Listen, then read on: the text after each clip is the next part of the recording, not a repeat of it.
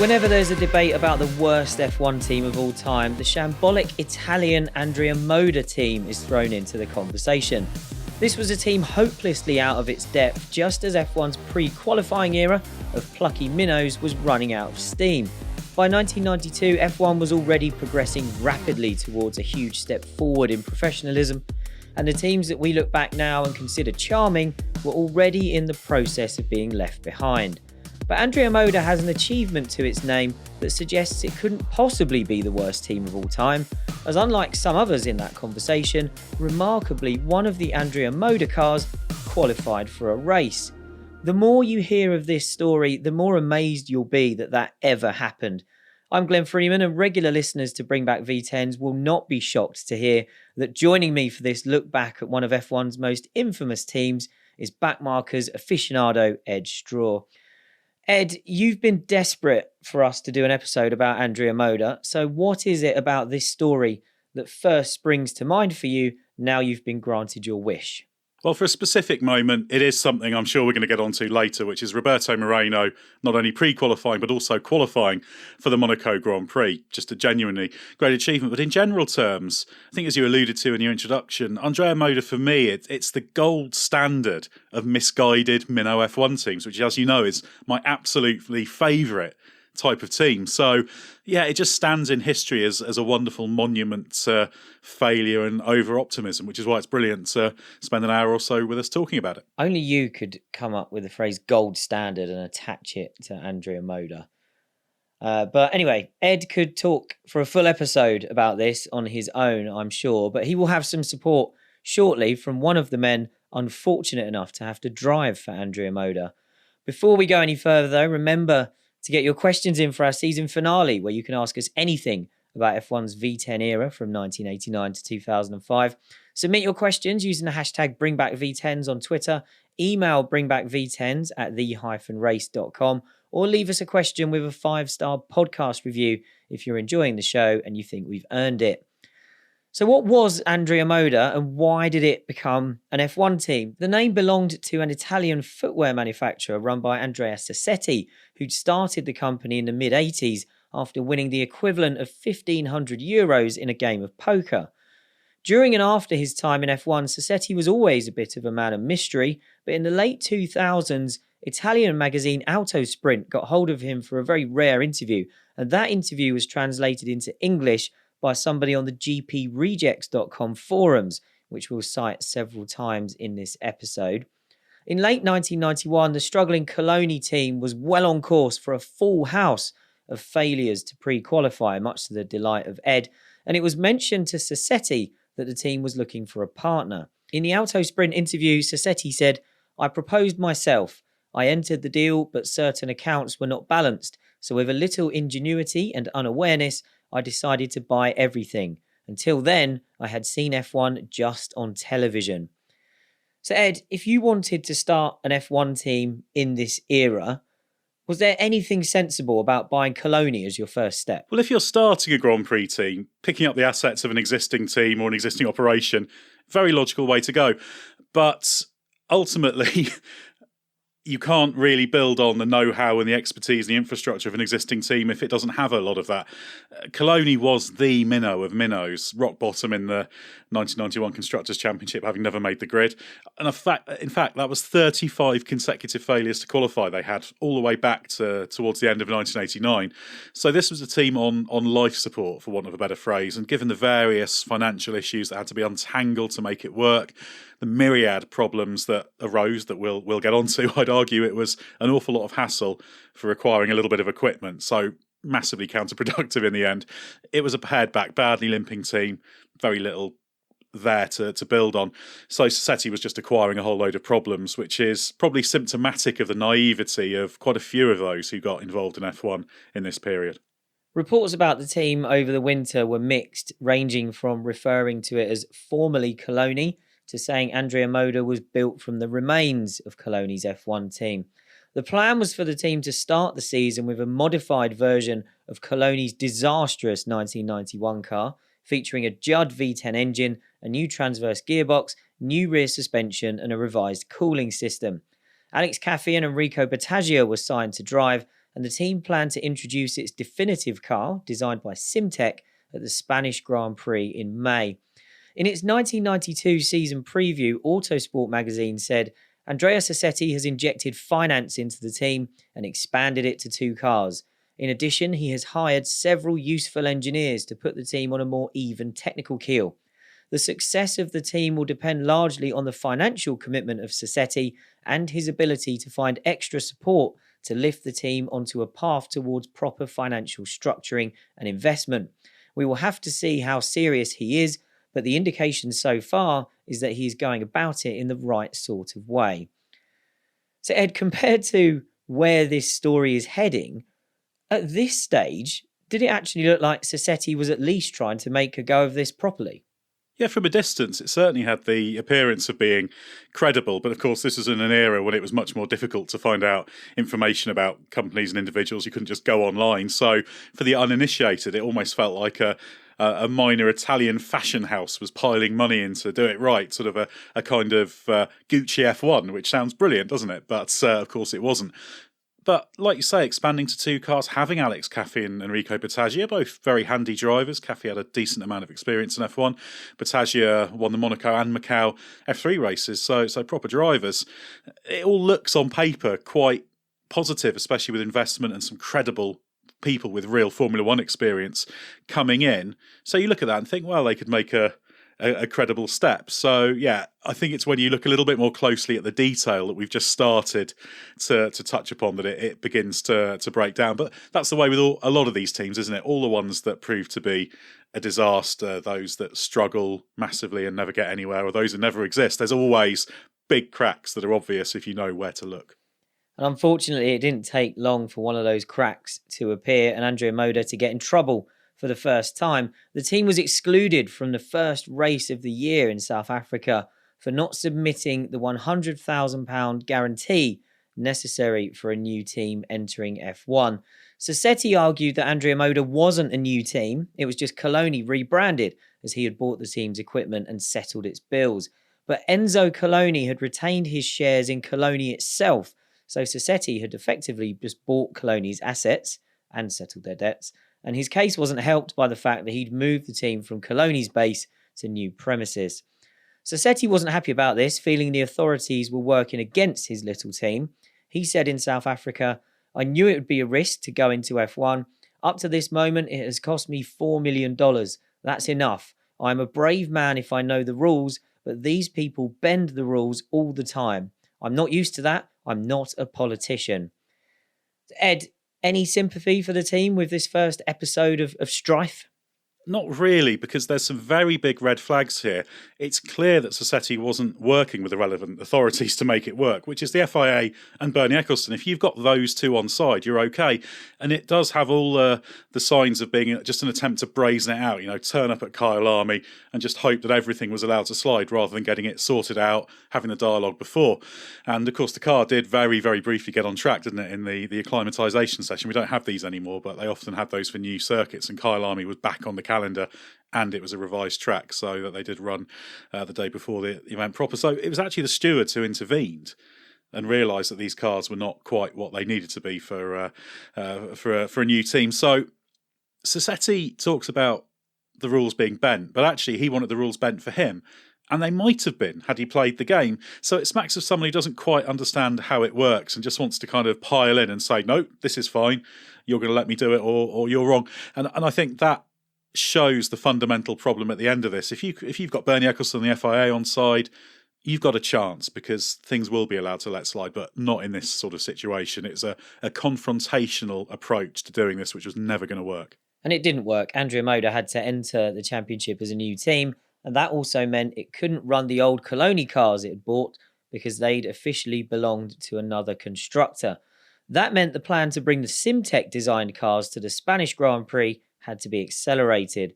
Sassetti said in his Auto Sprint interview, I didn't surrender. I went to Simtech myself, paying in full for 2 complete chassis. It's necessary to take years to prepare for an F1 entry. We had to do everything in a few months, and then I discovered I had 3 weeks. The Simtech cars were a design originally prepared for a potential BMW F1 project, Andrea Moda's staff worked flat out at the Simtech factory to get the cars built up. And Perry McCarthy tells a story in his book about mechanics from other teams arriving at 6 p.m. every night to help out for £150 per shift. The cars were shipped to Mexico on the Monday before the second race of the season, but they were delayed in transit and didn't arrive at the circuit until Friday morning, which was already too late for them to take part in the weekend. The team stayed on to build the cars in the garage, and there was some confusion around if they'd be liable for the six-figure fine for missing the event. But after a meeting of the Formula One Constructors Association, or FOCA, it was decided that there was enough confusion around what could be considered attending a race for the team to escape punishment. Now, Ed, considering the sudden short time frame the team had to get those Simtech cars ready, was it an achievement of sorts even to turn up late in Mexico and carry on working on the cars in the garages? Yeah, it shows a level of commitment and determination. And I think given what I said before about them not really working with the FIA and F1, showing that their eagerness and seriousness stretched to them going, even though they knew it was going to be very difficult to do anything, is probably a very positive thing and perhaps an attempt to regain some ground. And it was a good move to pick up that Simtech design that, as you said, already existed. But then again, this whole situation was only necessary because of the previous errors. So it did also lay bare how far off the team was from being ready to go and be competitive. Because it's not just about getting the cars running; it's getting them working well when you're doing such a short lead time project as it was. So, yeah, a positive move, but kind of one positive after 5 or 6 negatives, shall we say? Before the next race in Brazil, McCarthy and Battaglia were fired by the team for expressing their displeasure at what was going on. So in came Roberto Moreno and Perry McCarthy. And let's look at how they each got their drive. Moreno recently talked about this on the official F1 Beyond the Grid podcast with Tom Clarkson. There are a couple of things that really amused me in that interview. Firstly, where he said he had no idea the team used to be Coloni. He thought it was Simtech, but he said that explained why he knew so many of the mechanics, given he'd previously driven for Coloni. And secondly, he seems to think that Sassetti's name was in fact Andrea Moda, which I thought was excellent. But Moreno was at home in Brazil without a drive when he got the call saying Andrea Moda were looking for drivers for the Brazilian Grand Prix. And he said if they paid him $15,000 cash on his arrival, he would drive for them. And if the money wasn't there, he would leave immediately. He stayed, so the money must have turned up. But let's quickly hear something that Moreno told the Beyond the Grid podcast about his experience on that first weekend in Brazil. I seen this car in pieces everywhere. And they were really trying hard. The mechanics did a fantastic job in putting those together. They push hard.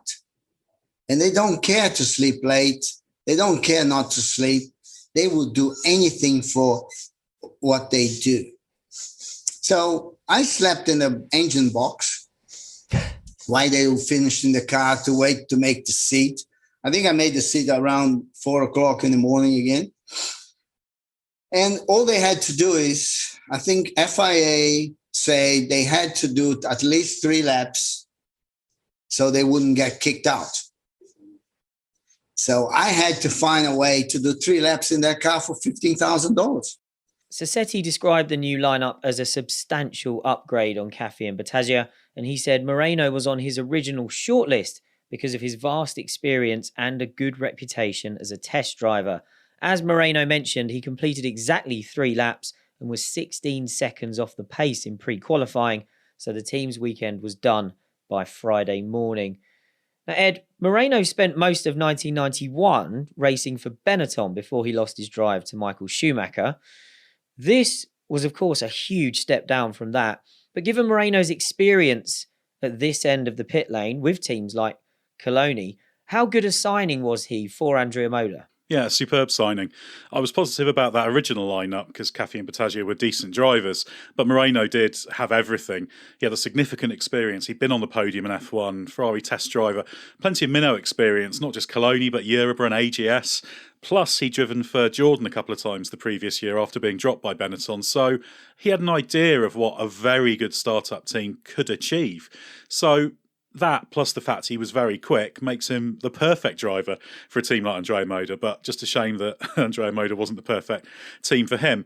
But he knew how F1 worked. He was willing to plug away in unpromising situations, popular, likeable character, which is quite handy to have around for a team that's going to have a long, hard slog. So he ticked all the boxes, and actually he might be your number one choice of all drivers to have in that situation, given his unique experience.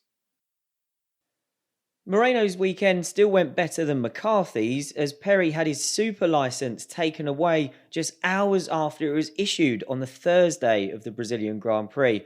At this point, I'm delighted to say that Perry is joining us for the rest of this episode to share his first-hand tales of what it was like being part of Andrea Moda in 1992.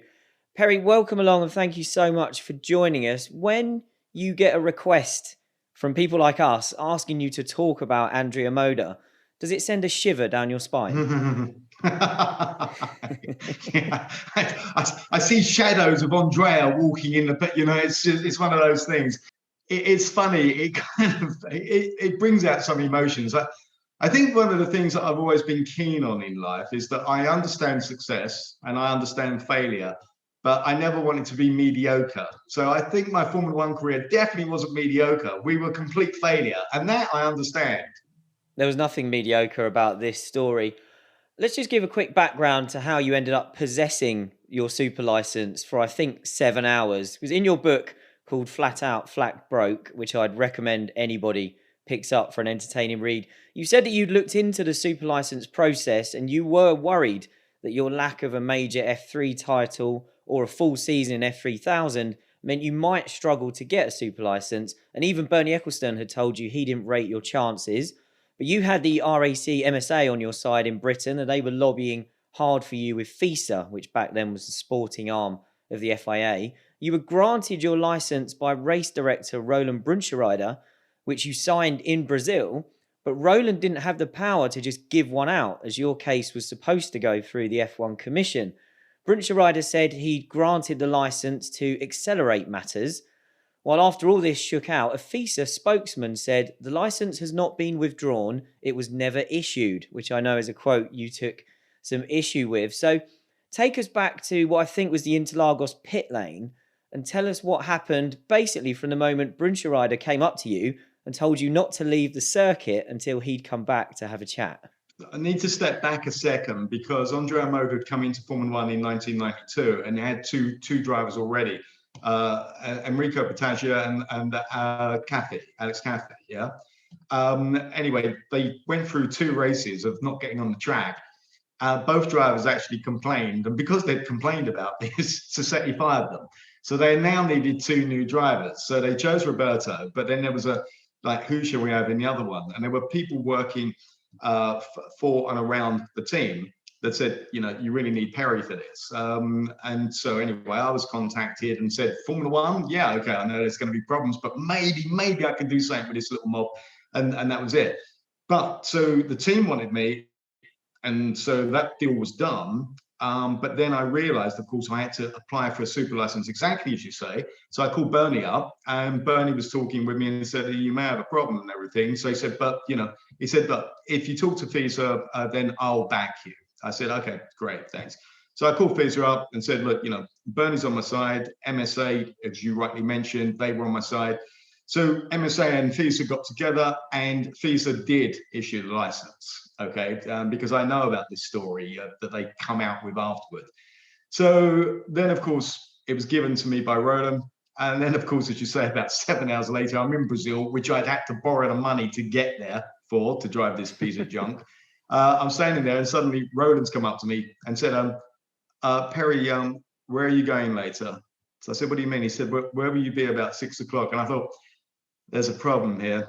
He can't be that desperate for a dinner date, So I said, what's going on? So he said, can I have your license? So I said, no.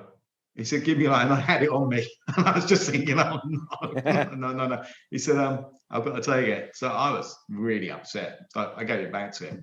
And he said, this shouldn't have been issued. You haven't raced enough, because I had a couple of years in F3, as you know, but quite rightly, even though it went very well for me in Formula 3000, I'd had 3 races one year, 3 races another year, and then was in the States, and that went really well, but that didn't count toward the super license. So now I'm standing there, I've got out there, and I'm not kidding you, I'm heartbroken, because to get to that point, I'd worked on oil rigs, I'd walked around industrial estates, I was in massive debt, whatever it took to get there. And, you're just standing there, realize it's over.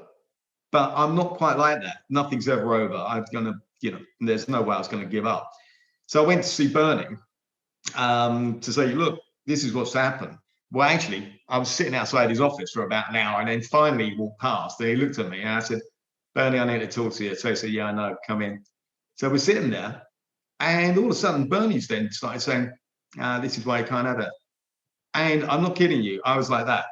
The bottom lip was going, and I had to think, don't lose it. But I was so desperately upset, and I did start raising my voice with Bernie. I said, this is just a joke.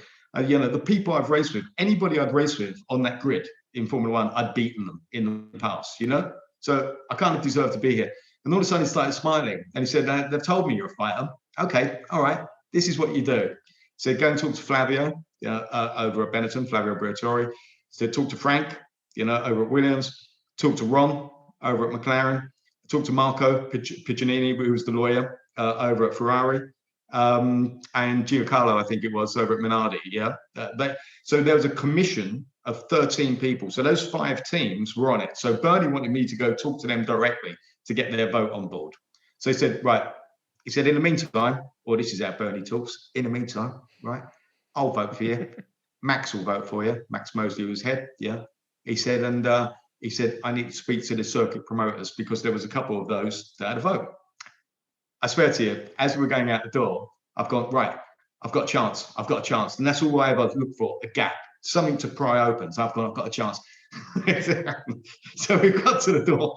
All of a sudden the door's open. And then there's, by chance, I can't remember the bloke's name. I'll call him Guido.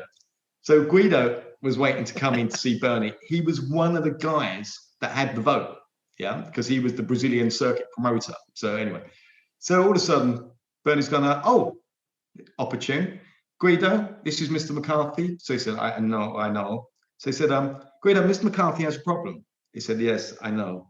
He said, so Guido, you know about his license problem. So you're on the commission. He said, Guido, he said, how would you vote for him?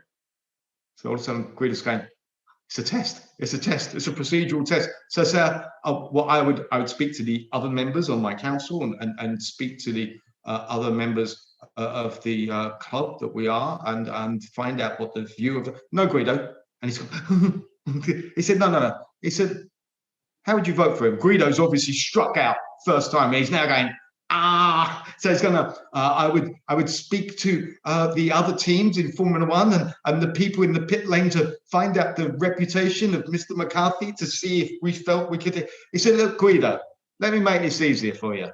I want you to vote for him. He said, no problem.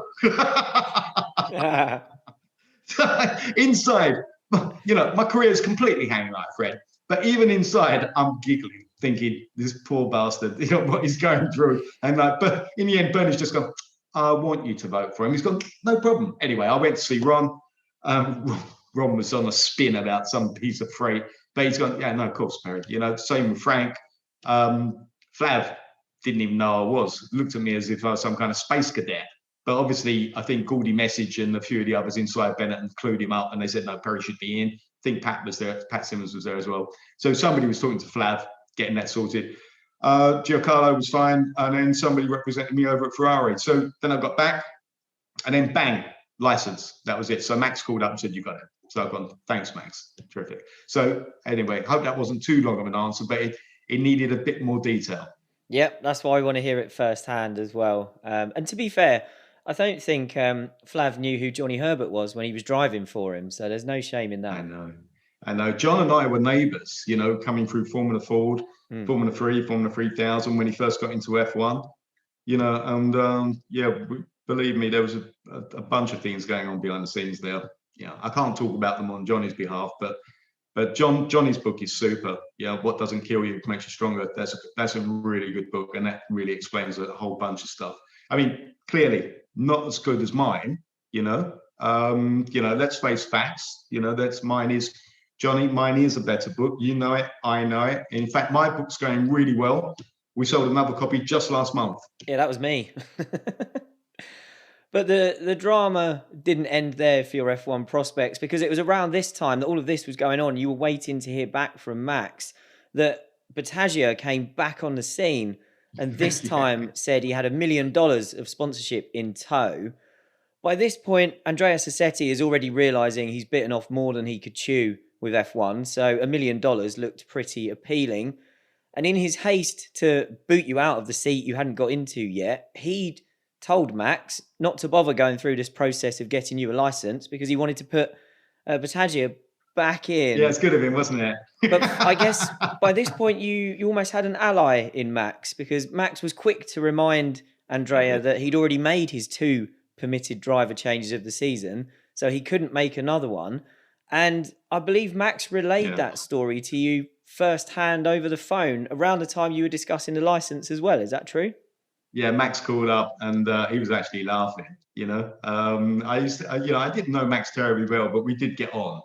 I think that Max and Bernie kind of like the fact that I'm, fairly straightforward and up for a laugh, but also, desperately serious. And so I got on with both of them very well, So that's good. But yeah, that was great. So then I'm armed with my license, and lucky me, I was able to continue with Andrea Moda. The once in a lifetime opportunity. Yeah. And next up was Barcelona, your first weekend as a fully fledged F1 driver. And as we'll come to in a moment, probably the moment of your F1 career you're most famous for. Before we get to that and your journey to the track in the morning, we're going to hear a quick story from Roberto in the other car, because this was quite alarming. I'll be interested to see if you remember this as well. Roberto told this story on the official F1 Beyond the Grid podcast with Tom Clarkson, which I'd highly recommend everybody checks out for some weird and wonderful stories from his career, most of which was spent at the back of the grid. But let's listen to what he says happened with his car at the Spanish Grand Prix. I was going to go out. The engineer comes to me and said, Roberto, would you please go out and stop at the back straight? I said, what are you talking about? I think it was Barcelona, if I'm not wrong. I said, why? Well, let me show you something. And he shows me a crack on the rear wing side plates, main plates, about 2 inches long. So if you use this rear wing, it's going to fly off. So please don't. I said, well, can you put another wing? Say, we don't have another one. And we just need to show like we're doing a job. And then eventually we're going to get this fixed. Now, Perry, as we'll come to in a moment, you had a lot on your own plate at the time Roberto was probably having this conversation. So were you aware of that story at the time, that Roberto was supposedly told your rear wing has a huge crack in it? Can you just take the car out and break down on the track, please? Yeah, no, I didn't know that. I didn't really talk a lot to Roberto, to be quite frank. But I'd had my own struggles getting to the track in the morning anyway, because we were there for pre-qualifying, which started at 8 o'clock. But the night before, I was with the team and it was getting to like 12 o'clock at night, and I was begging for somebody to take me to the hotel, because we had no rental cars and everything else. So finally somebody did, drop me downtown Barcelona. And it was like, I'm a Grand Prix driver, everything. I walked into this room, there's like 10 different beds in there. I'm expecting the mechanics and we're all going to be sleeping in the same room. So I thought, okay, try and get some shut eye now, because it is an early start and it's already midnight. So I've gone to sleep. Obviously, one of them's going to wake me in the morning and take me back to the track. So I've woken up and I'm thinking, I must have been asleep for quite a few hours now, because I can see daylight permeating through these paper thin curtains, And I've looked around and there's nobody in there. And I've checked the clock and it's like 7:30. Now, I'm supposed to be on track for my Grand Prix debut at 8 o'clock. I've gone, oh my God. I've gone into the bathroom, got washed and changed faster than Superman, believe me, Run downstairs, praying that there's going to be somebody there. Nobody there. How am I going to get there? This is the God's honest truth. In through the door walks Andrea Sassetti's brother, who's like there's an alcohol haze coming off this boat. He's just got in from a nightclub. So I said, I can't remember his name. I said, "Bud, I've got to get to the circuit." He said, "No problem," jumped in the car. They'd employed the wrong driver. They should have employed him. It was lunatic. It's gone across Barcelona absolutely flat out. Red lights. I'm sitting there going, it doesn't matter anymore. I'm going to die. I'm going to die. We've screamed up about 6 or 7 minutes to wait. I've run through the paddock, got into the kit immediately, heart's beating like that. I've jumped in the car. They've strapped me down. It won't start. So they keep pushing the quick start straight into the airbox. Carried on. Bang. Started out. They've put way too much in. It's all caught. Flames shot straight back out the engine cover, right away around my head. Everybody's going bang, bang, bang, trying to put it out.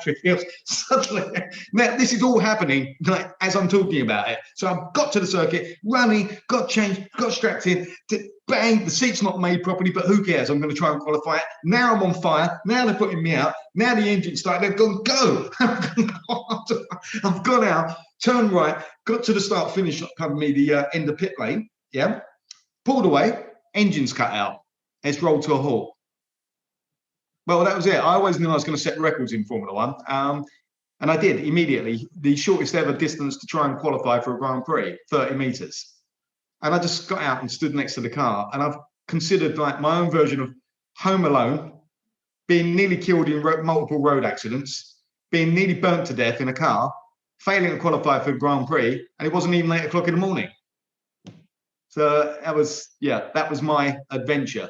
And you can imagine the difference to that level of preparation and expectation nowadays, from, trainers, the right diet, the right this, the seat that fits, the right overalls, the right everything as it should be, as opposed to this lunatic life that was, because it wasn't stopping there. Trying to keep a roof above our head back in England was also a problem. No money, juggling like mad to even try and get to these races. And it was, it was upsetting because I'd come from America where, I was at the front on pole an awful lot and looking, fairly cute, to be quite frank, and now looking like Mickey Mouse on acid. On the comment about the mechanics not coming back, Andrea was asked about that in his Auto Sprint interview a few years ago. And he did acknowledge it. He did accept it. He said the mechanics worked until midnight, so I didn't treat them like friars. I let them go party. No acknowledgement of the impact that, of course, had. But Ed, let's bring you in here for a moment. We've heard the story about Moreno's car with the cracked rear wing. So can you stop it on track, please? We've heard all of what Perry's just told us there. And the car basically limps over the pit exit line. And then he's stranded the wrong side of the pit lane. If Andrea Moda is already having all of these disasters basically taking place at once, should it have been told, even at this early stage, to go away and get its act together before it came back? Well, it's clear there's nothing good about anything that's going on there. You want to make allowances for new teams to make the progress, but kind of funny as it is to laugh about it, there is a serious side as well, because if you're putting parts on cars that are going to fail, there's a massive safety element to it. Even if you might know most of these parts are going to fail, you can say, well, just stop before the rear wing breaks, that's fine, but who knows what else could fail on it. And Andrea Moda may be a slow Grand Prix car, but when it moved, it was still going plenty fast enough to do some damage. So it was clear this was a team that was really kind of off the pace, not just in literal terms, but in terms of what a Grand Prix team needed to be. But it's difficult because you'll have a group of people there who are sincerely doing their best, that they're serious mechanics working for this team, serious drivers, and you want to give them the best chance to make it work, don't you? But it's clear that there were various financial troubles going on, which I imagine we'll get into in a bit more detail going on. So I think the signs probably were there that this was a team that wasn't going in the right direction, but I imagine that FI and F1 wanted to at least give them a chance, particularly seeing as that determination had been shown to at least turn up and try and make things work. But it's not good, and it's not kind of a good look for F1. Even in the early 90s, F1 was moving away from that, let alone now when it's totally alien. And also, Ed, I think at the start of every episode, we obviously say, what's the first thing you think about when we think of this subject?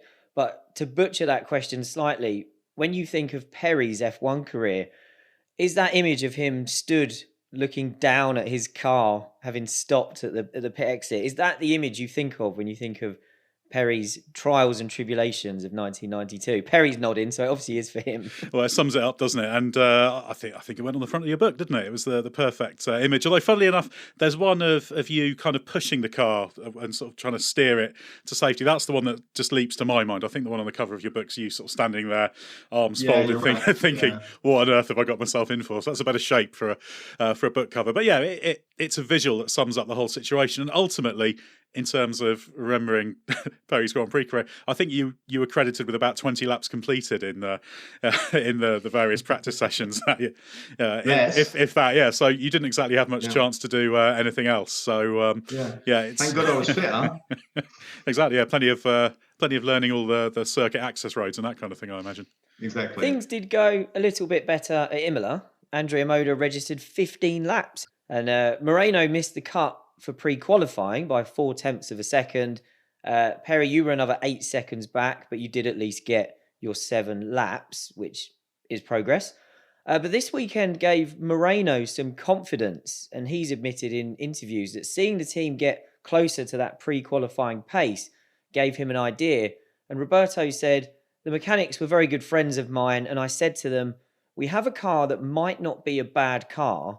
Why don't we just try to fix this car as best we can and get one car going? Let's try to qualify this car. It would be a great achievement for us." And we worked on that.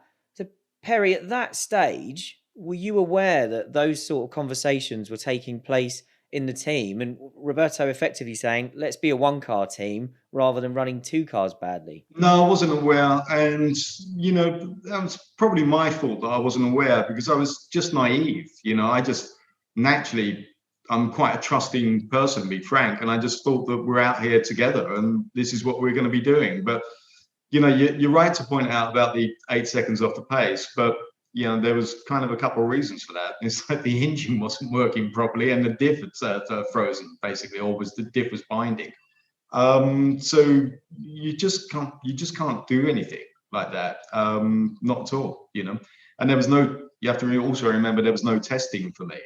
So, Roberto's a very, very good racing driver, so, in the right kind of car, of course he'd qualify for any Grand Prix. And to be quite frank, I'd like to think I would. Otherwise I had been wasting my time across all those years of coming through. But yeah, I mean, if you put Ayrton in my car, he wouldn't have qualified, no matter what a genius he was. That's all there is to it, So it was tough. But you live to fight another day. You think, okay, we've got rolling this time. Maybe if there's consideration and focus to develop this, maybe we can get somewhere further, So I kind of, given the lengths that I'd gone to with my career to get to that point, I wasn't going to just stomp off into the distance like a prima donna and saying this isn't working for me. And plus the fact there wasn't exactly a works drag drive waiting for me around the corner. It was like, okay, try and make the most of this. Try and, I actually wasn't trying to impress people with my focus, because that's just how I am. And if they were impressed, then there might be opportunities. And funny enough, it was getting spotted again by Arrows, who I'd already done some testing for. But that's a different story. So, yeah, but you just walk along the pits. This is a cruel game. Somebody somewhere is going to be looking and say, he's 8 seconds off the pace. What a wally. And you just go, well, actually, mate, I'm not. But this is what's going on, I mean, I kind of, I probably don't do myself any favors sometimes with the giggles and the jokes, etc. But, I'm kind of, I think I'm most proud about a description that said I'm actually somebody who's an incredibly serious person with a massive sense of humor. That's the problem. And to get through these things, rather than holding your head in your hands and retiring, I, try and stay light, try and stay punchy, keep a smile and try and stay positive. But it took everything I had to try and do that with everything that was going on. I'm not getting the violin out here, but we are just recalling what it takes inside, because my heart was breaking. I wanted to be a Formula One driver, and I'm being made to look like an idiot. Yeah, we will come back to that Arrows story as we move through the season. But Ed, looking at Moreno's suggestion, does that actually, is there some logic or some sense behind that? Or is an There's F1? logic. Yeah. What do you think, Ed? Can you see where Roberto's coming from? Yeah, if you can only scrape together enough bits to make one car work vaguely properly, then ultimately you have got to pile into that. And of course, I'm sure Roberto felt that should definitely be his car. So that's the kind of politics and the ruthlessness of it. So there's a little bit of self-interest there. And, there's stories about having to scrounge parts off other teams, etc. So this was pretty hard work. For a team in that situation, if you've got any chance to qualify, you've got to try. And the ingredients of the package, the car design wasn't horrific. The engine wasn't brilliant, but it was all right. You could run properly, get a bit of pace out of the car, nothing special, but getting onto the grid was realistic. So they had to go for it. But you also have to do it in the right way. You have to be honest with both your drivers, and if you've got one driver who's basically almost wasting their time, you've got to be clear on that. You've also got to you have a bit of a responsibility to make that clear to the outside world, even if that's not necessarily good for your team politically, because it does make a serious racing driver look bad. Because as Perry said, people look at it, and even people who understand motorsport will.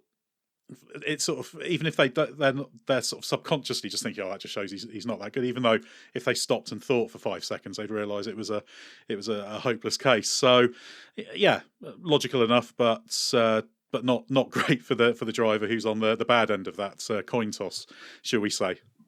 On the other side of things, though, is that there was nobody inside F1 at that moment that was going to give me the chance anyway. So it was kind of, you go, okay, right. I mean, I must admit, I thought it was going to be tough with them, but I really had no idea how tough. But honestly, I'm just being honest. There was the stuff in the States had dried up because the team ran out of money, even though after all that we were doing on a shoestring budget against the works Jags, against the works Nissans, against the works Toyotas and Nissans.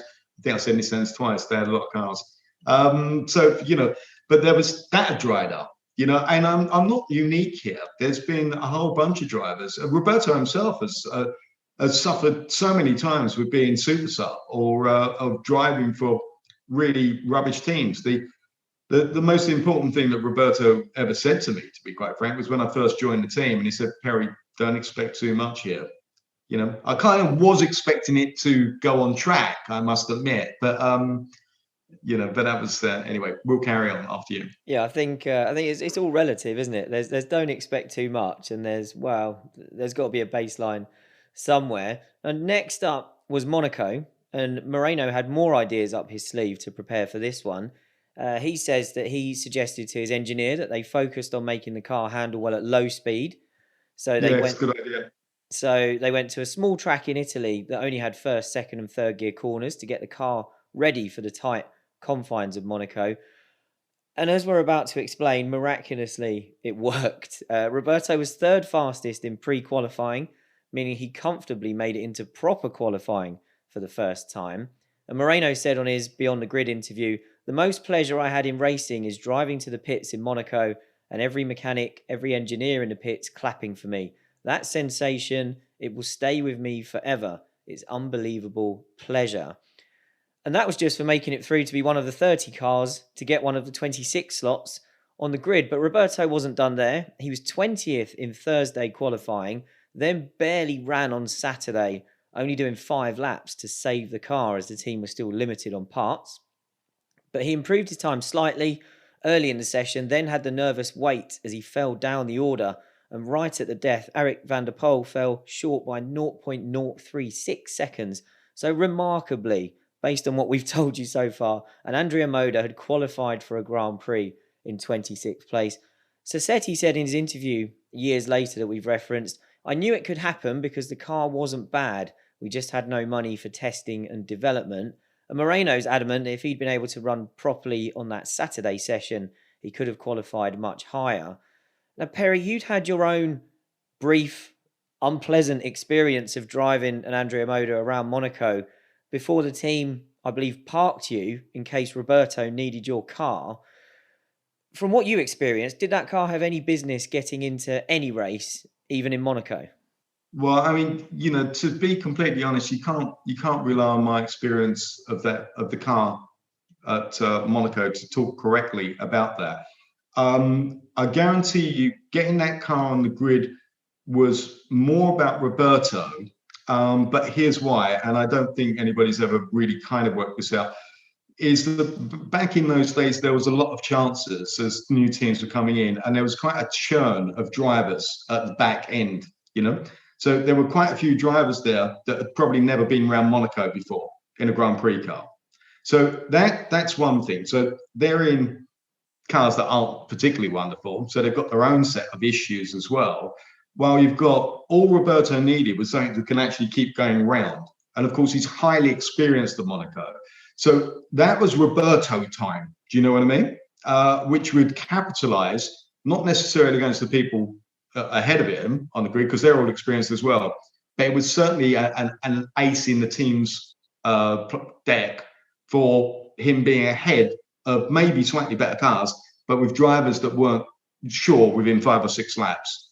But the stars aligned, to be quite frank, on that one. If quali had gone on maybe 1 lap longer, probably Eric would have got it in, But Eric was driving a piece of junk at the same time, It's and Eric knows what he's doing. So I do think that the stars aligned then. To Roberto did a super job, but we're not talking about the world's best ever lap. It was a really good job that Roberto did, and took advantage of his huge experience around there, and that's one of the things that helped get. And the car ran, It does always help. But when I got out there, it was like I was sent out. They provided. I kept asking. They wouldn't provide a proper seat for me. This is the first time again that I had the steering flexing in there. I'd never been around Monaco before, and I was trying to qualify this thing with each corner that was new and trying to keep my foot in.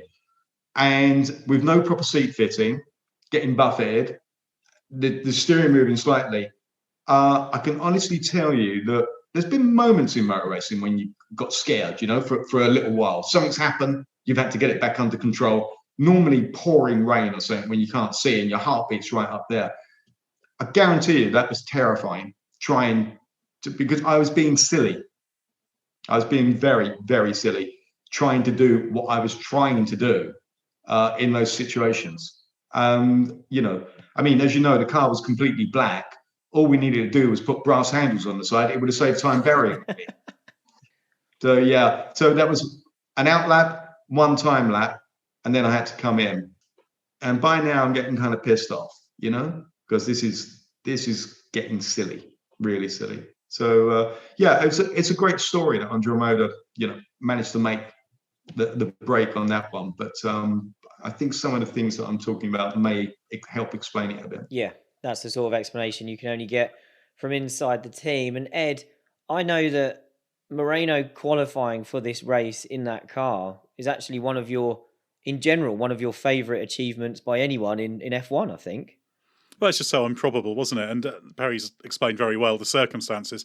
All you can do in qualifying is try and get as close to the maximum out the car you can and hope that others underachieve. And a few others did underachieve a bit, and that added up to making it onto the grid. And I think the fact that the car made the grid once does just add a little bit of lustre to the Andrea Moda story, I think, because it's just a contrast to everything else that happened. So it's nice there was one little moment, but obviously it wasn't especially sustainable, shall we say? But it is a shame that it comes at the expense of a second driver who's not even being given sort of the 1% chance to do anything. I mean, even again, though, Ed, to be quite frank, is that, I wasn't in the car. I wasn't the one to put it on the grid, and I had this awful time that I just explained. But there was still some optimism in me thinking, okay, maybe this is a breakthrough. Maybe they'll take it more seriously. Maybe they'll get some kind of attention, and maybe that will reflect into what's happening with my car. So there was that kind of, that optimism and thinking there may be another gap to go for. It's just inbuilt in me, survival. How can we use anything to go to the next step? Sorry to interrupt. No, it's absolutely right. And from what I know about your career, those are the kind of low probability chances that got you to where you were. Because otherwise, if you hadn't pursued those sorts of chances, you wouldn't have got probably anywhere. Unfortunately, that was the peak for Andrea Moda, and it hit new lows over the next 2 weekends. Yeah, sorry. Yeah, that was our peak. Because in Canada, the engines never turned up, initially because they were being held by a forwarding agent that claimed it was owed money by the team. And by the time that was sorted out, the engines were bumped from one flight because it was overweight with cargo, and then unloaded from another, apparently because of a British Airways computer problem. That prompted Sassetti to release a statement complaining about Foker's freight organisation, and in the end, Judd arranged for an engine to be borrowed from Brabham for Moreno's car, which ran for 4 laps, 18 seconds off the pace before it broke down. Things got even worse in France when Andrea Moda was the only team to get completely stuck in one of the infamous French truck drivers' strikes. There's no denying that those strikes can be pretty impactful, but it's worth noting that every other team found a way to get themselves to Monaco. Perry, what did you make of all this over those 2 events? There was even some suggestion that Sassetti was almost looking for any excuse he could find to miss races without it looking like it was the team's fault, to avoid some fines and things like that. Do you think there was maybe an element of that going on here? Oh, really? Yeah. Yeah, absolutely. I'm trying to save some money. I mean, on this particular one, again, sorry, but this is a really personal story, is that, we were up home, we were up to our neck in debt. The house was kind of really, really looking shaky. And I didn't think there was any way we could stop it, to be quite honest, going. 2 small kids. But, I always said to Karen, I'm going to be in Formula One, and one day we're going to be at Monaco and everything else. And so we managed to do it. And I did a deal with a kind of an agency out there that were entertaining people. So they paid for my transport to get out there. I took Karen. They paid for the hotel as long as I gave speeches, etc. And Karen and I arrived out there, and so we've got to Magny-Cours circuit, and we've walked in, to find the team, and we've walked up the pit lane at the back in the paddock, pardon me, and didn't see the truck. And I'm thinking, okay, we'll walk back again. So I'm with Karen, we're walking back the other way. Didn't see the truck. Everybody else is there. So I'd not been contacted or anything about this. And we then found out that this is what they'd cited.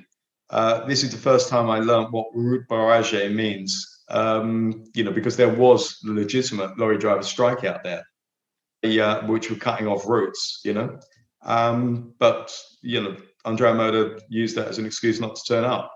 And then trying to explain this to your wife, who's like, going without, and it was, heartbreaking. This is like, that's the kind of human interest bit, which I don't often talk about, but, I think you guys are going vertical on detail, so you can have a bit. And it's all about, home life as well. At the end of the day, you've got to survive these things and keep coming through. So I mention it because clearly I think a lot of people do know the knocks that I was taking and come through motor racing to try and forge a career. But, as probably with all of us, there's, people back at home as well that are equally feeling the pressure and trying to live with that. And unless they decide that they can live with it as well and try to go with this in this situation, then you're on a hide into nothing. Ed, if we look at the high of Monaco and then the 2 races that followed, did this just tell the world, after all, that Andrea Moda hadn't turned a corner at all, just because it had qualified for 1 race, because it had taken so many steps back since then? Yeah, it's very much a steep decline after the so-called peak, which I guess showed the reality for the team. And of course, it was always going to be, even if the car's running, it was going to be harder at more orthodox circuits, I guess, to get one on the grid. But as soon as you get problems with freight, and obviously the Judd stuff for their struggles previously, there were arguments over who owned what and who owed what money to who. So this was all going on in the background. So the kind of deep-rooted problems that showed this wasn't just a team that was struggling a little bit initially, and that there was something more problematic underpinning it, was probably becoming fairly clear to everyone. So yeah, I imagine it was a increasingly desperate experience for everyone working for that team. And as just saying, people who had bills to pay and more at stake than just qualifying for a Grand Prix. The team did at least make it to Silverstone for Perry's home race, the British Grand Prix. And Moreno managed a pretty respectable 14 laps, but he did miss the pre-qualifying cut by 1.6 seconds. However, the real story of this weekend was all about Perry, who only got 2 laps late in the session on Moreno's used wet tyres when the track had basically dried out. Sassetti was asked about this incident in his Auto Sprint interview, and he said, "It was what we had at that moment. At war, you use the weapons you have got." So Perry, to continue the war analogy, had he sent you onto the battlefield with the equivalent of a water pistol at this point? Yeah. And the other thing is that I kind of, when I said that it was pretty stupid at Monaco, what I was attempting to do, it now got really daft, to be quite frank, because I'd really lost my rag inside the car. And I think, I'm not exaggerating by saying, but I think my first lap that, as you know, was on those tyres in the dry, I actually went fastest, so at least I knew my way around Silverstone. But then as I come round, I knew that the clutch was going, and I came round, and this was the old circuit where the pit lane used to be. So you're coming out of Woodcote. And I'd gone completely onto the grass immediately, and I stayed flat and just changed up on the grass because I just went, I really don't care, that was, and that's dangerous, isn't it? When you've got that mindset, that is now becoming really dumb. And then I was terribly lucky that the clutch went. I actually didn't complete the 2 time laps. Yeah, the clutch went because I was about to go even more stupid, but I couldn't. So again, it's all, sometimes I would tell that story as a laugh and a joke and everything else, but we seem to be having a fairly serious chat now, and it's kind of drawing that out of me, of that mindset. And that was, you then look back on that and just go, this is just really, it's going nowhere. And, you're not far away from getting smashed to pieces here, and as you probably know, and you'll come on to, there was another episode a little later on which really nearly finished the job off, so in front of your home crowd again, you see a lot of people in the stands with "Go Perry Go" and stuff like that, and it's really sweet. And then we had the t-shirts made up, which was like, it's a faux kind of political statement, "Let Pell out," get him onto the track. And it was a good place to have those t-shirts because again, they'd kept me in the pit lane, all qualified, and then when I was released, as you said, it's on wet tires on a dry track. So yeah.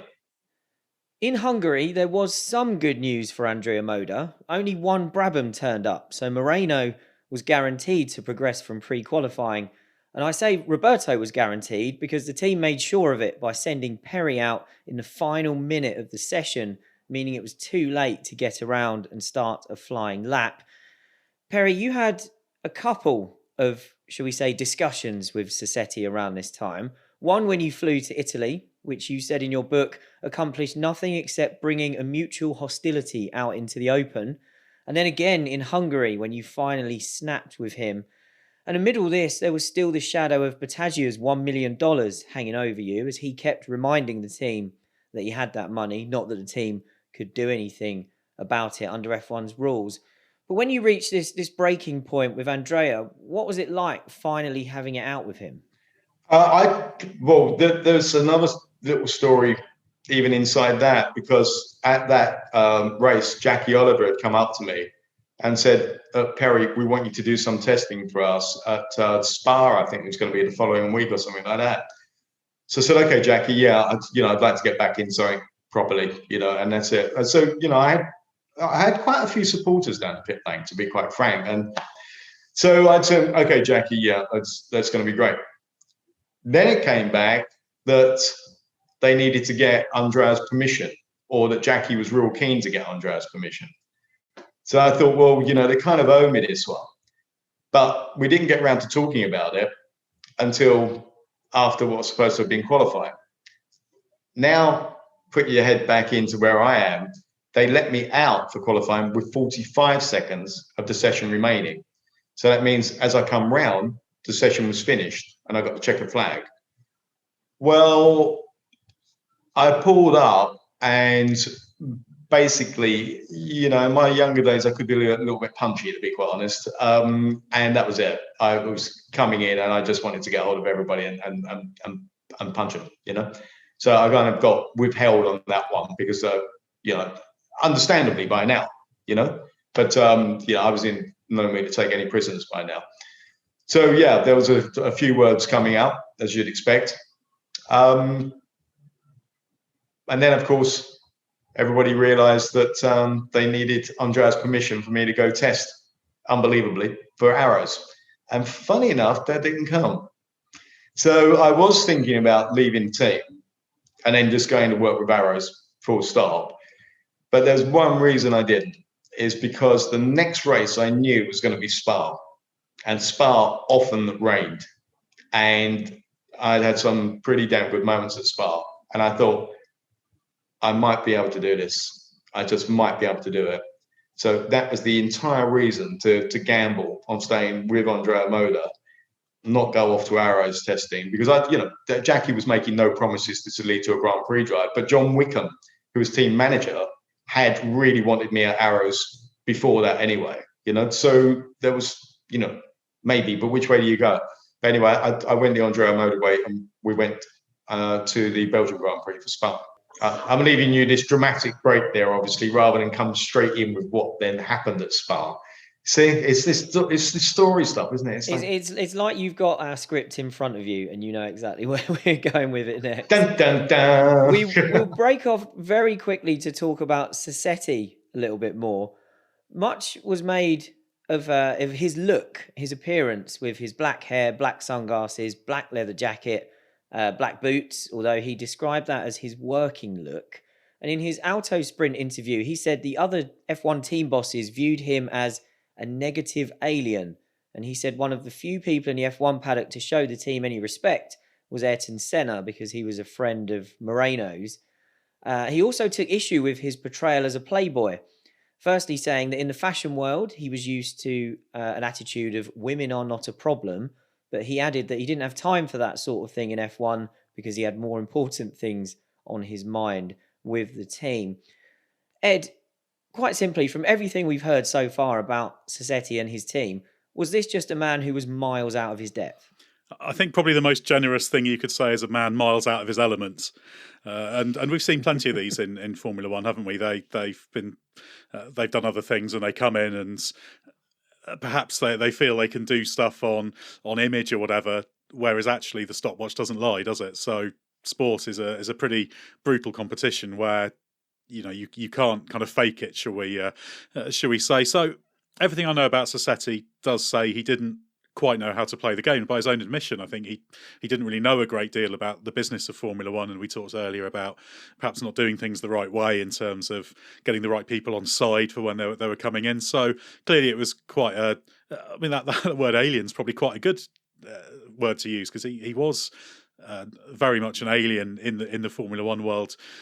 Clearly, I get the impression there was some genuine enthusiasm there, but enthusiasm doesn't get you a very long way when it comes to motorsport. You've got to have a bit more to it. So yeah, one of those typical characters you got who turned up briefly in Formula One in this period when the kind of money growing drew in a lot of people who thought they'd like a piece of it, or were just attracted to the whole glamour of it, which was obviously becoming more and more global, and the television coverage was becoming ubiquitous. So it was just getting bigger and bigger. So everyone wanted a piece of it. And Perry, you talked about your optimism for Spa. Before we get to Spa, it was around the time of this Hungary incident that FISA was beginning to run out of patience with Andrea Moda, fed up with the shenanigans, fed up with this, not trying to run a second car properly. So the team was told to start showing some effort towards running a real two-car team if they wanted to stay in F1. Did that leave you sort of thinking, okay, I might actually get a crack here because the team's now getting the pressure from above? Yeah, I mean, this is Max again. They're seeing, and as I said, there was a lot of other team owners and people that I knew and had, seen me do some stuff where they just knew that this was kind of getting more and more dangerous, and I was getting stuffed, the image of the sport, etc. So yeah, they were issued a communique from FISA to turn around and say, I think the wording was something like, you've got to make a concerted effort to run a 2-car team. That was it. So then they attempted to do that at Spa.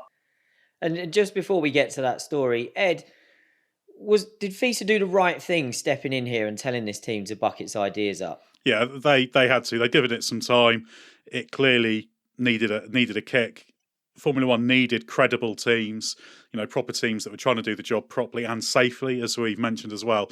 So yeah, they absolutely needed it to be the right kind of team to be in Formula One, particularly as I was talking about earlier, the increasing professionalism, etc. They didn't want fly-by-night operations. So it comes a point where you've got to put the pressure on and say, right, you've got to put up and shut up and show that you deserve to be here. Actually, chaps, there's one thing that you're missing on this as well, is that because of Andrea Moda's inclusion on the entry list, that's what necessitated pre-qualifying. Now, if we hadn't have been there, and I knew that it was something that was really getting a few team owners' nerves to have to do the pre-qualifying as well. If we hadn't have been there, it would have just been normal qualifying. Let's go, and then top 26 out of what would have been, 30 or 32 or whatever. Yeah, and we actually ended up with a 30-car entry next time out of Spa because Brabham didn't turn up at all. So That's that right. meant the Andrea Modas were straight into qualifying itself. So Perry... That's where I met Nigel. Yes. So Perry got a chance. But on track, we had the usual nonsense that I think we've become used to by now. Both drivers did a handful of laps, miles off the pace. Moreno had a gearbox problem, so he took over Perry's car, which then blew up. The team had no spare engines, so Perry got sent out using Moreno's car that had the faulty gearbox. But Perry, the numbers don't really do justice to your experience of this weekend, do they? It's not one where you look at the timing sheets and you go, that's the story of your weekend on track, before we even get to what happened with the team off track this weekend. There was a weird situation, probably an old friend of both yours, Tony Dodgins, the Autosport Formula One reporter. Yeah. And, I'm keyed up. I'm getting ready. I know this thing's not going to last long, but at least another way around, I'm going to keep my foot in and just pray, basically, that I can do something and survive it. And Tony was standing by the car, and he was really white as a sheet, basically. And he just looked and said, Perry, I've got a terrible feeling. I've got a really terrible feeling. Please don't get in the car. Don't go. I said, Tony, I've got no choice. This is what I've chosen to do. This is everything's at stake here. The house by now was going. It was being repossessed. Got massive debts, family at home, and you've got to take this chance. So this is going to be that. Even if it's just going to be one or two, forget build up. This is like straight in and pray you've judged it right with whatever's underneath you. So then, strapped in as hard as I could. The thing actually started, went out onto the track, did a pretty quick, by my standards, Andrea Moda standards, kind of warm-up lap, and then came screaming into, as I'm coming toward La Source, it's like, this car's come past, this is on the out, and I'm so watching it as Nigel in the Williams, and I'm thinking, wow, that looks great. I've left it so late to break. I've gone, oh my God, because I've been so preoccupied watching him in the Williams. He's now braking brilliantly and all this kind of stuff. I'm heading straight for him and I'm banging on the anchors, and I just missed him. And inside I've gone, oh my God, you nearly took Nigel out of qualifying, which would have damaged his chances of getting to pole. But anyway, so I launched it on the lap. And as you guys mentioned earlier, even a piece of junk, we're going to be doing 170, 180 going toward Eau Rouge. And there's no build-up time. You just go, I think I can take this flat. So again, and I'm not looking for a laugh here, I think it shows that there was some stupidity going on inside the car. because it was stupid to do that. The only thing is, as I turned in, the immediate part of the left where you turn in, I just noticed that the steering was actually really, it shouldn't have been that tight. Now, you've noticed that, but you've now traveled a long way by the time you've noticed that, and you're almost in the dip. And I decided, this is the cleverest thing I ever did, is I decided not to trust the car. So I slammed the brakes on as hard as I could, and I couldn't turn the steering wheel. And it's very difficult to fit all these emotions and what was happening and what I actually did into a quarter of a second. Whatever I did was right. Okay, so that was the result. Because as I'm hitting the brakes, etc., I've just managed to now maybe turn the steering wheel a little bit. I've gone off the track, up alongside the tyres, having reduced a lot of speed, I might add, and out the other side. And then suddenly the car steered because I was now so slow. And instantly I thought, steering rack's flexed. So I went a little bit faster down the back straight, tightened up, went a bit slower, looser. So the downforce, the steering rack flex, and it doesn't allow the steering arms to come in when you're trying to turn. So that's the thing. So I came straight into the pits and I said, guys, I think the steering rack's flexing. I said, we know. So I said, how do you know? So they said, through Roberto's car, we tested it last week and found that it was flexing. By the way, that was an Italian accent. And I went, so then you sent me out in it. Yeah. That's when you know that they don't know what they're doing, because, this story's been retold many times and there was a lot of people there that saw it. So there's no sprucing up here. I don't need to spruce any of these stories up, and that, I've had some really big crashes. We all have. And I reckon this was maybe the closest that was there to say goodnight, really, And you just go, this isn't Formula One, this isn't the team. And I didn't even have to make a decision, because after that, Max has gone, you're banned. Not to me, to the team. Yeah, and as if that wasn't enough drama and frankly terrifying incidents on track for the team, off track, this was when it was all going on as well. Sassetti had survived an attempt by an Italian company to seize the team's equipment on the Thursday before the race, but the supply and transport company Always Forward was granted a seizure order by the court a day later. Sassetti denied the accusations made in the claim and was asked to provide invoices to back this up. Once these were inspected by a judge on the Saturday, an order was given for the arrest of Sassetti and team manager Serge Zago on the grounds of suspected forgery. Sassetti said in his Auto Sprint interview years later that he'd already left the track by this point and was 50 kilometres away, but when he was called to say there were problems, he came back and he returned with a clear conscience and nothing to fear. He described his arrest in the middle of the paddock as a show, an art-constructed operation. Police came around me, put me in their van, and then went slowly through the paddock. And on the allegations, he said, a supplier claimed that I made false invoices, but the false one was him. Perry, did you witness all of this going on? I saw him get banged up, yeah. So, yeah, but well, we weren't actually well, pardon me, it's becoming more and more clear. I wasn't aware of an awful lot was going on. I wasn't aware that that's why it was picked up. I thought it was to do with something else, But I did make a bit up in the book, is that I imagined seeing him leaning out the back of the squad car, just looking at me going, I hate you, McCarthy, as he's being driven away. I hate you to the day I die. That was I do have that image burned in my memory from reading the book. As you mentioned, a week later, Andrea Moda was kicked out of F1 by FISA for bringing the championship into disrepute, you'll be shocked to learn. This was proposed by the F1 Permanent Bureau, which I'd never heard of before, which at the time was made up of Bernie Ecclestone, Max Mosley and Luca de Montezemolo. Now that is a powerful trio. Their proposal went to the F1 Commission, which unsurprisingly supported the suggestion via fax vote 8 days after the Belgian Grand Prix. Andrea Moda wasn't expected to challenge the decision, especially as it only had one engine left by now, And even that was subject to an injunction by another creditor. But we'll find out what the team did in a moment. Ed, after everything we've discussed, and especially what happened at Spa, was F1 right to call time on this nonsense at this point? And arguably, should they have done it sooner? Yeah, the evidence that they were right to do it is overwhelming.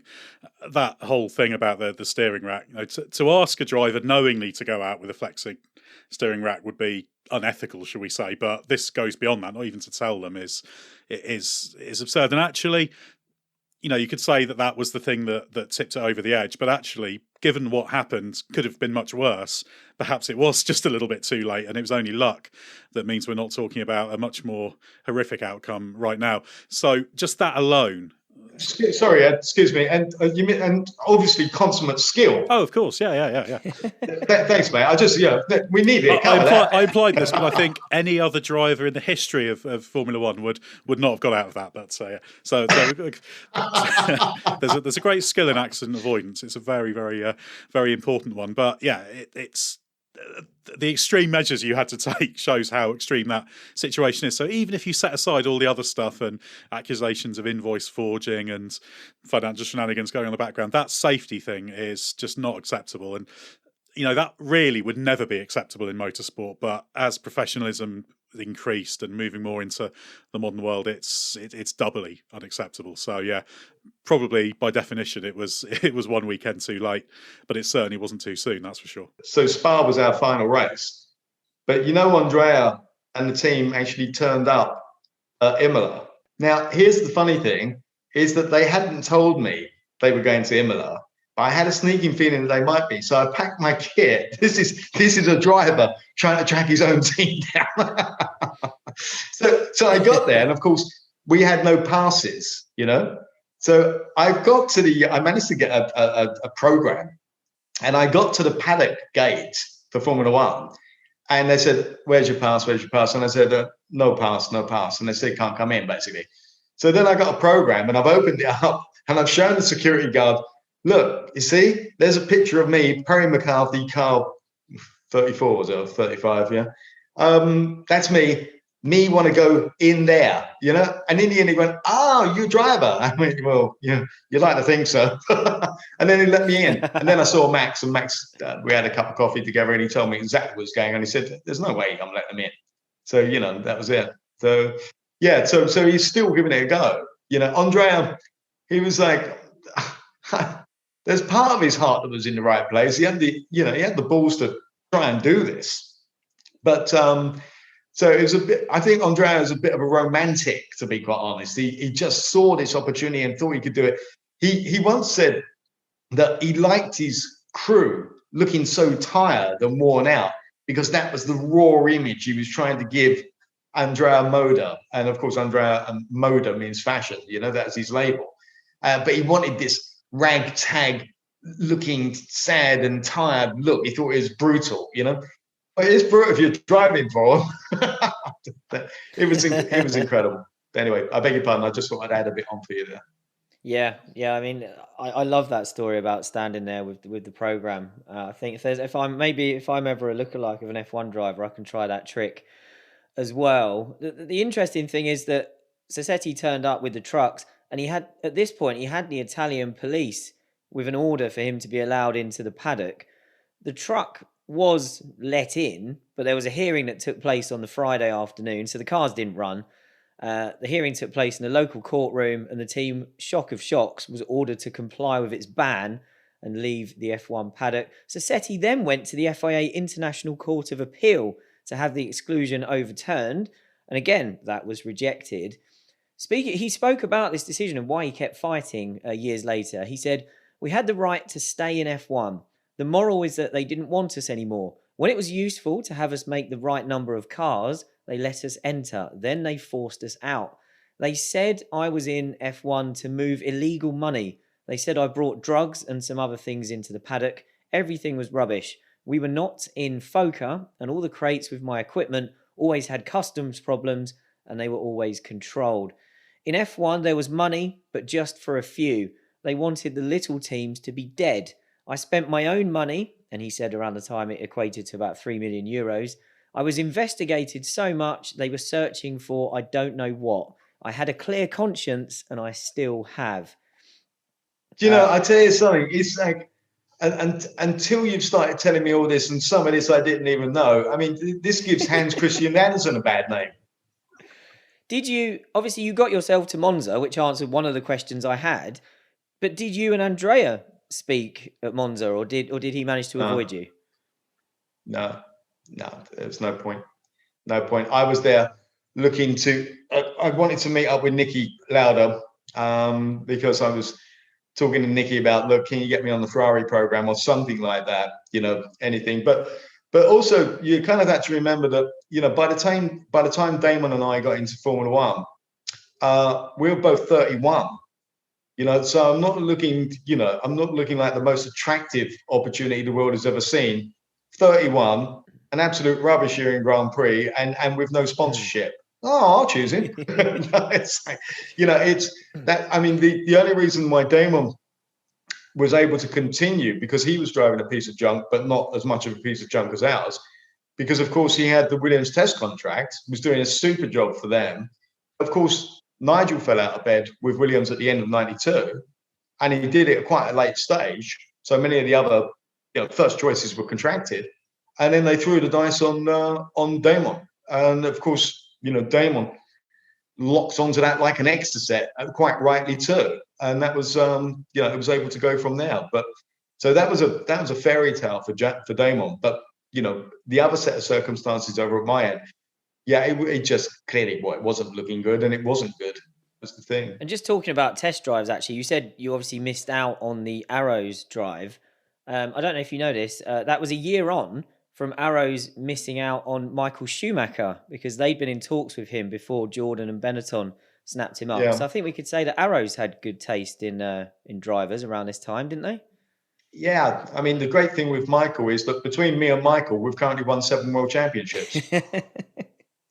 Now, Ed, back in 1992, was there any truth to Sassetti's claims that F1 wanted the little teams, to use his words, to be dead?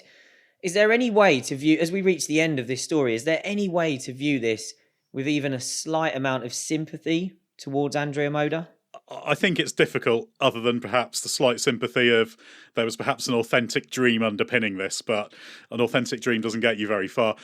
F1 did want a subset of the little teams to go, but it was those that weren't up to it. And much as I enjoy the stories of F1's terrible teams, it wasn't a great look, was it? And Andrea Moda really wasn't going to offer anything to Formula One. And of course, there were the points that Perry made earlier about pre-qualifying was a bit of an inconvenience and a slightly stupid thing to have happening. And F1 has made sure that the grid has been under control in terms of size kind of ever since that period. That's where they started to control it, because so many people came in.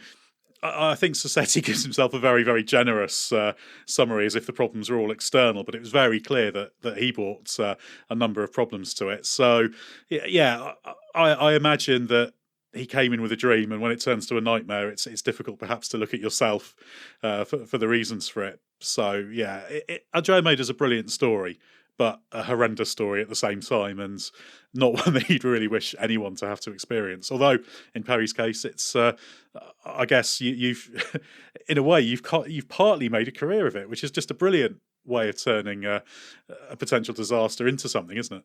It's quite funny. I kind of, I do think about the career sometimes, and I'm not really, as I think I'm not really a bitter person.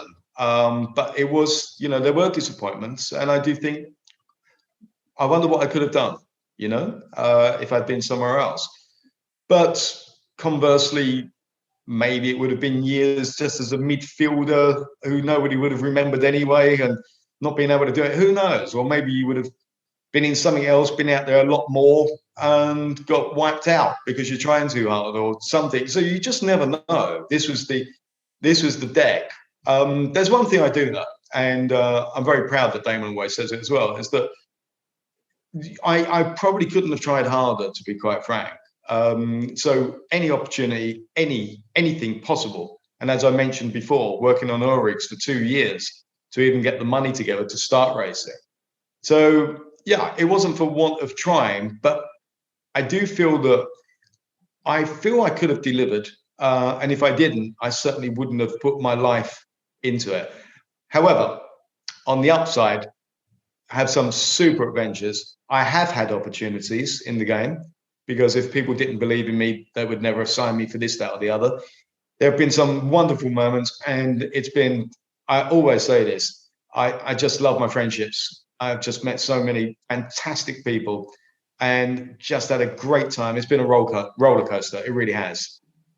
Yeah, and I feel that we've maybe taken you on a bit of a roller coaster here as well, and we're so grateful for the time that you've given us to tell this story in this level of depth. And obviously, the final word should go to you. So, just looking back at this point in '92, when it all finally fell apart, the Andrea Moda experience for you, how did you feel? Was it relief that this crazy nightmare was over, or still some sadness that your first, what you hoped at the time was your first shot at F1, hadn't turned into what you wanted it to?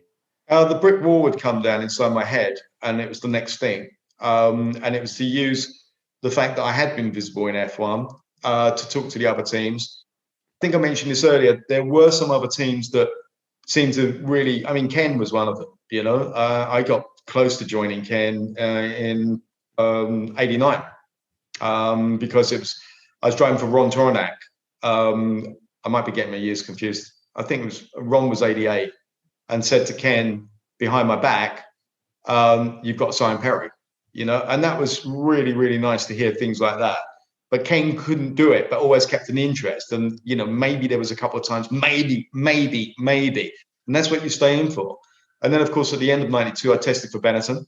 And that was a good test, went really well. But I was only testing because Alex Zanardi was ill, you know. So it was brilliant to work with a top team. Very quickly had so much more confidence in this car, because our car, as you noticed, was not just slow, but it was dangerous. The Benetton was so much faster, so much better, and so much safer, and working with a professional team towards an end. And, you know, I had a great relationship with Pat Simmons, and, you know, Pat was there with me, and it was just great. Really, really great. So you're reaching for, is there any chance here? And then a couple of the F1 teams were saying, Perry, we're interested in you. Have you got any kind of money? And we're going down to like 200,000 or 300,000 quid, you know, which is peanuts. But I couldn't find it. So I rather hope this is that clearly, of course, I was able to do nothing except hang on in Formula One. But I just would rather hope that people had some respect for, you know, what I was about and what I could actually do. And I think that did come through. And so I kind of rest easier on that, you know? Yeah, and hopefully we've put some meat on those bones for people. We have a lot of listeners, for example, who didn't necessarily watch F1 during this era, and they're learning about it and hearing these stories for the first time through us. They always ask us for book recommendations. So Flat Out, Flat Broke is on that list of recommendations now. It's an absolute must read. You know, I don't think this is a particularly outrageous opinion to tell you that Perry's a great storyteller.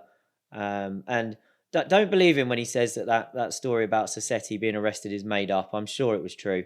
And actually, and Andrea in his interview was asked about your book, and he said every story Perry told was the truth, and there were many stories that were worse as well. So if Andrea says it's true, let's go with it. The full stop on this story is that remarkably, Sassetti still refused to give up, and in December he submitted an F1 entry for 1993, which we're all shocked to learn was rejected. So that is the end of Andrea Moda in F1, and probably not a moment too soon.